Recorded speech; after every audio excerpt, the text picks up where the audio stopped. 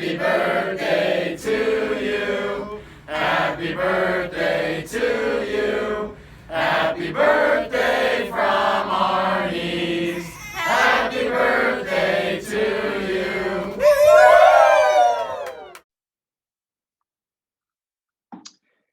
This is Alan Karpick with Ben Jones, 39 years young. I know I always pacify folks by saying they look exactly the same, but he does look exactly the same. As we realized, I think we first got to know Ben in 2003 when he came to Purdue from Butler. But first of all, happy birthday! All birthdays are good, and when if it's your 39th birthday, that's the Jack Benny birthday. So that's the one that for the next milestone. But all good from that standpoint.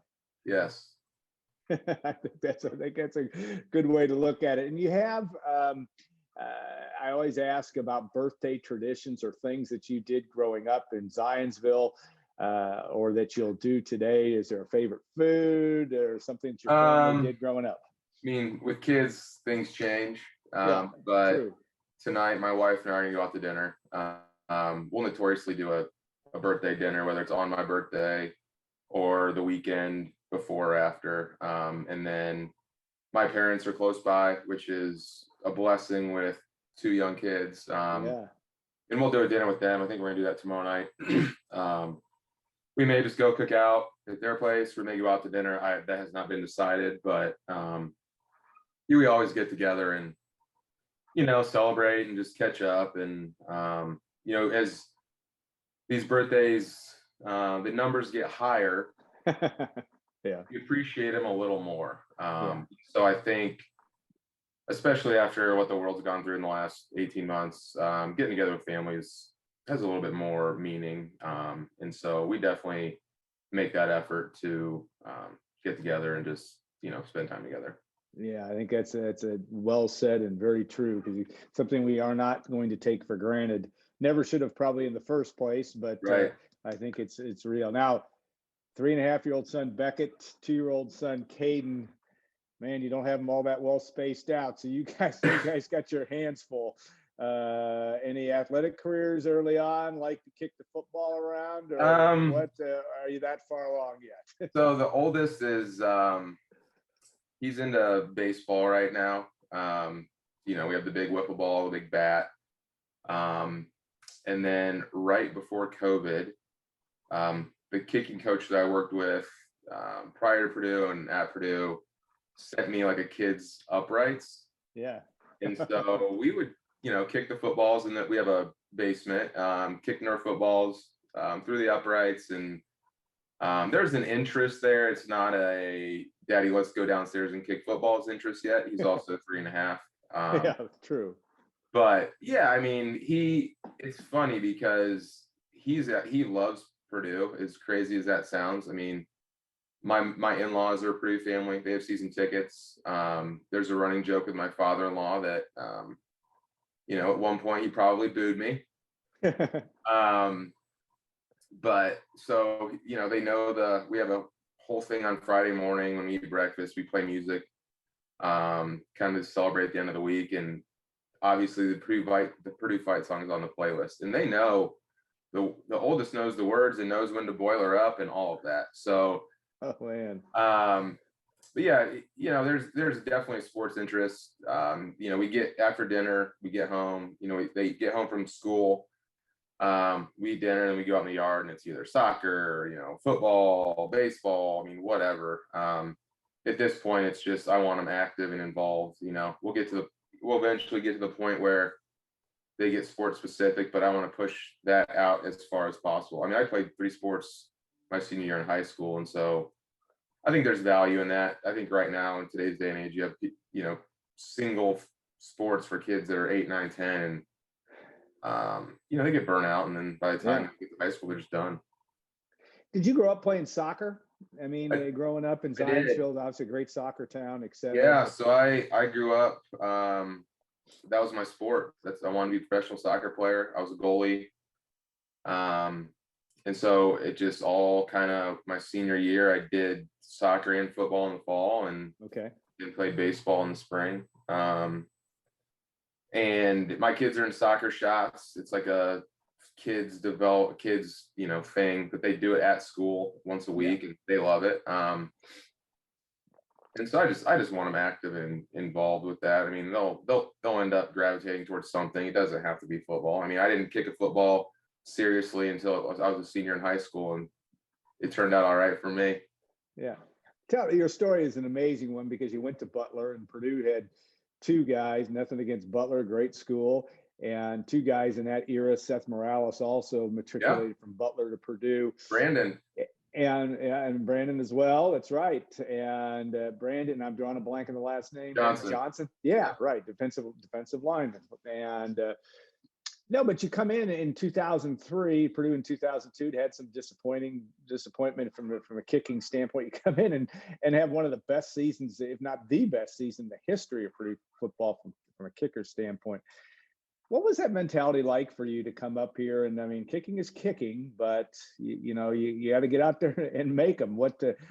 Take us back to that time frame and your mindset winning that job in 2003. So I think, obviously we competed in the spring and in fall camp. And at that point, I didn't know what to expect. It was almost like I was naive. And so I just went out there and did what I thought was the right thing to do, just kick. I didn't think about really anything else. And I think, that was a blessing in a way because there was no expectations. I was this walk-on kid who had a big leg, and it turned into something pretty special. And the mentality side, it was just, kind of a one kick at a time. I think Mark Hagan who was my position coach here, and I'm so excited to have him back. That was the best hire of the Jeff Braun era. He just kind of he didn't micromanage me. He let me do my thing. And I think knowing I had trust just gave me that much more confidence. And I think it helped that I made my first, 8 or 9 or 10. I don't remember the exact number, but I made at least the first 8. I know that. Yeah. And so then your confidence is high. And as a kicker, confidence is everything. Yeah.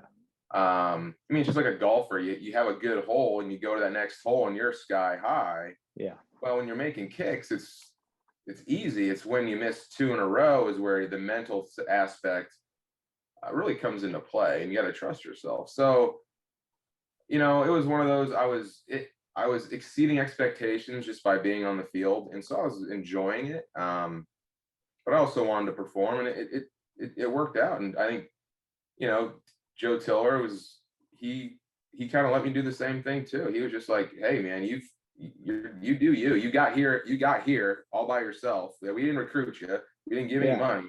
You figured out how to get here. If you keep doing your thing, and we're not gonna mess with you." And it worked out. It's funny because Joe Tiller had a public disdain for kickers that I don't think was really true.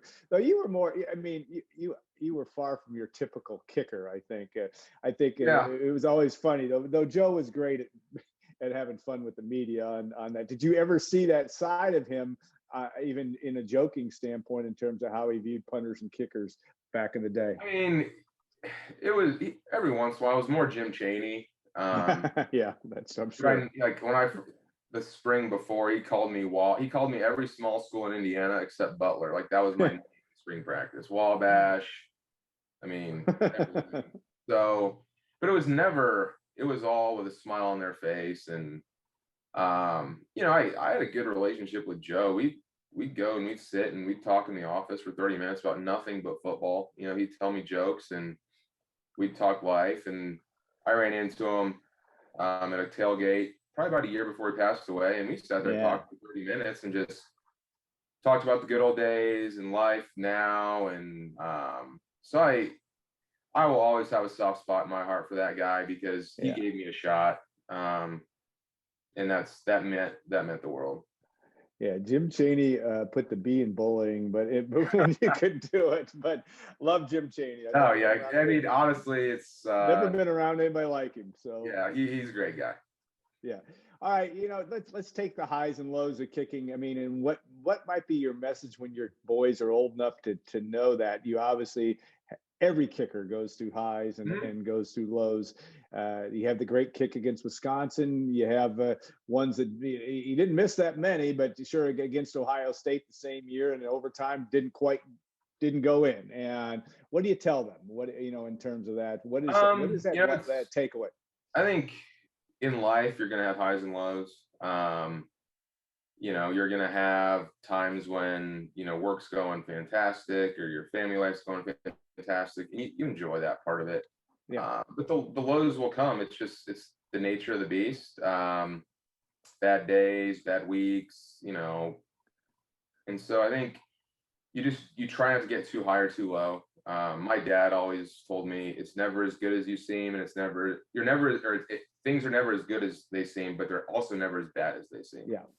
And so I think you just take that with swallowing the up and down of life and dealing with that. Like, especially if my kids play soccer, I'm sure there'll be good games where they come off the field and their confidence is super high. And there's me, games where they don't play well, or they miss the free throw, or they, turn over the ball or whatever. And it's just one of those, like, that's part of it, but you need to learn from it and grow and move on and practice. And so I think that honestly has prepared me for life, just in general of, life goes like this and I try and stay like this. Yeah. And so, I mean, the lows suck. Don't get me wrong. You feel like you let people down. But at the same time, that's what the job description was. I mean, I knew that if I missed a kick, that was it. People weren't going to like me. They were going to say I suck. Yeah. But the same people, when I make the kick, are going to be the ones screaming the loudest and cheering the hardest, for Purdue. And it's part of it. If you can't handle it, don't sign up. Yeah, good point. All right, tell me, is there a good inside story or a funny story about sometime when you forgot your shoe or when you lined up for a kick, maybe against Wisconsin? Is there anything that happened that was I'm taking you back to the 2003 kick when you beat the Badgers, the last time Purdue beat Wisconsin, God forbid. But any funny stories? Because kickers have them, and there's always things that happen that you had to adjust to. So I don't know about funny, but so it was the Capital One Bowl. Yeah.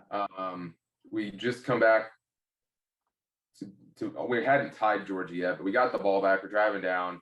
And then, I have to trot out there for a 44-yarder, 46-yarder with less than a minute to tie the game. And, I had a routine with Kyle Smith, and we always would like knuck right before, and we whiffed. And they caught it on TV. If you watch the game of the replay, I got to go back for it. And it was like one of those things. I was like, no, we got to get this right. But funny, I guess another funny story would be I never wore a mouth guard.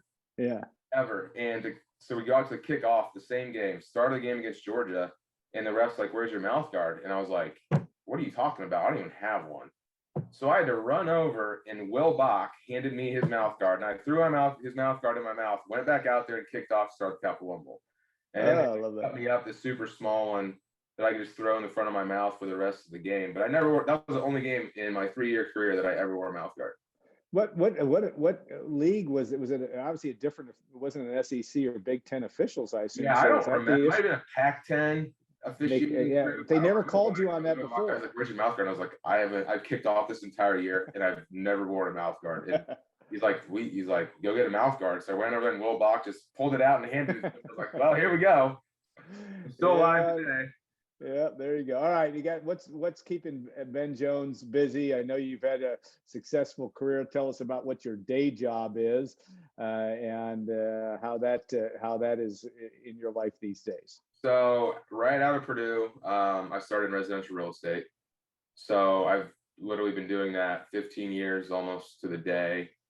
I have a team of 4, so I'm like the lead agent, and then I have 3 below me. 2 of them are like true full-time selling agents. One is more of like an admin.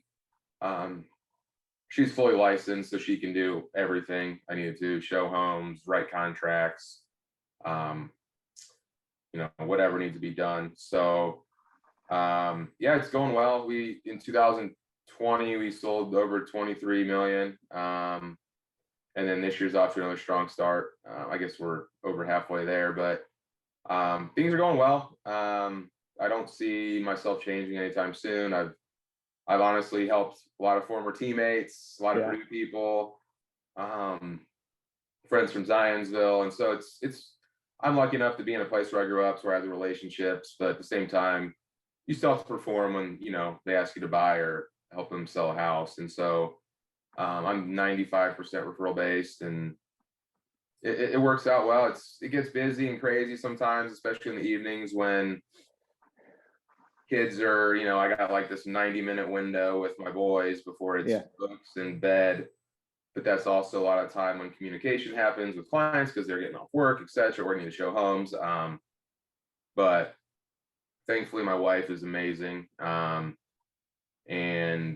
she understands that when if I need to step away and take a call or send an important text or an email, that's part of my job, and she totally gets it. Crazy housing market too right now. I mean, yes, I never thought. I mean, it's like up at least in West Lafayette. I know it's that way in Indianapolis, et cetera. Just and around the country. How long do you think this lasts? So I think I lived through the financial crisis. I mean, so that was pretty much right after I started. It's a different feel than that. All these buyers are very well qualified.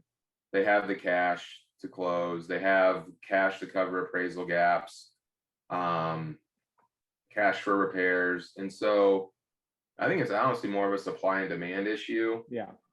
So I think once things start to catch up, on the supply side, we'll see that, or interest rates start to rise, because right now the majority of buyers, not every buyer, but especially first-time home buyers and even second-time home buyers, they're buying on a monthly payment. They're not buying on a price. And so when rates tick up, their purchasing power drops.